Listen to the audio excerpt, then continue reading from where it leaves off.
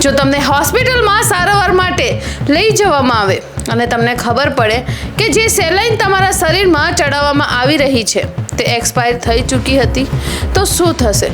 બનાસકાંઠાના દાતા સિવિલ હોસ્પિટલમાંથી સામે આવેલી એક ઘટનાએ ઘણા ગંભીર સવાલો ઊભા કર્યા છે.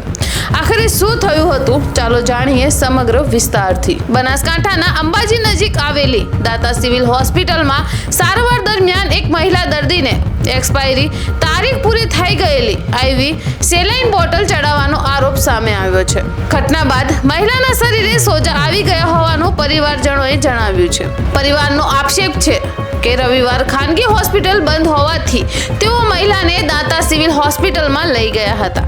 તેઓનું કહેવું છે કે સમયે ફરજ પર ડોક્ટર હાજર ન હતા અને નર્સ મોબાઈલમાં વ્યસ્ત હતી. ત્યારબાદ બોટલ પરની તારીખ જોતા તે એક્સપાયર થયેલી હોવાનું ધ્યાનમાં આવ્યું અને હોસ્પિટલમાં હોબાળો મચી ગયો. આ ઘટનાની જાણ થતાં હોસ્પિટલમાં પ્રાથમિક તપાસ શરૂ કરી દેવામાં આવી.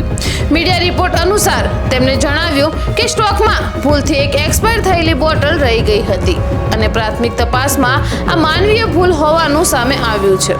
જવાબદાર સ્ટાફ સામે યોગ્ય કાર્યવાહી કરવાની વાત પણ કરવામાં આવી છે. આ ઘટના બાદ લોકોમાં એક મોટો સવાલ ઊભો થયો છે કે સરકારી હોસ્પિટલોમાં દવાઓ અને સેલાઈનની એક્સપાયરી ડેટ તારીખનું નિયમિત ચેકિંગ કેટલી અસરકારક થઈ શકે છે, કારણ કે આવી બેદરકારી દર્દીઓના આરોગ્ય માટે ગંભીર જોખમ પણ બની શકે છે. પરંતુ અહીં એક મહત્વની વાત સમજવી જરૂરી છે. હાલમાં ઉપલબ્ધ સત્તાવાર માહિતી અનુસાર મહિલાના મૃત્યુની કોઈ પણ પુષ્ટિ થઈ નથી. સોશિયલ મીડિયા પર જો આવા વધારાના દાવા જોવા મળે તો તેની સત્તાવાર પુષ્ટિ વગર વિશ્વાસ ન કરવો. જો તમને લાગે છે કે હોસ્પિટલમાં દર્દીઓની સુરક્ષા માટે વધુ કડક દેખરેખ જરૂરી છે તો તમારો અભિપ્રાય કમેન્ટ બોક્સમાં જરૂરથી લખજો. અને આવો જ ફેક્ટ ચેક આધારી અને વિશ્વસનીય સમાચાર માટે અમારી ચેનલ એટલે કે રાહી ન્યૂઝને સબસ્ક્રાઇબ જરૂરથી કરજો.